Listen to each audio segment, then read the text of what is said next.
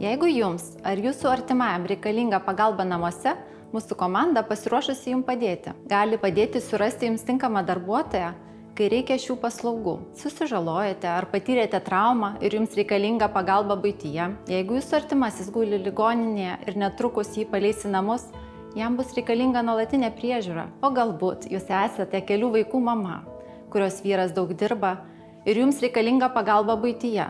Sutvarkyti namus, pagaminti maistą, išvesti augintinį į lauką – tai tik keletas galimų variantų iš daugelių atvejų. Esame pasirengę atrinkti jums tinkamą darbuotoją, kai reikia šių paslaugų.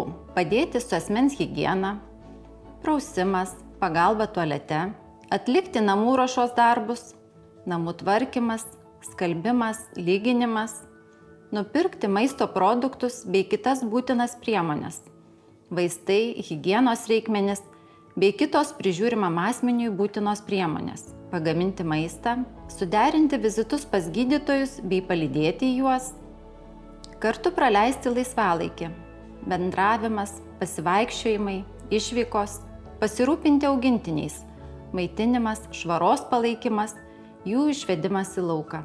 Darbuotojus atrenkam pagal jūsų poreikius bei turimas darbuotojo patirtis. Kviečiu jūs užpildyti konsultacijos formą, kad galėtumėm pasiūlyti jums tinkamiausią sprendimą pagalbai jūsų namuose.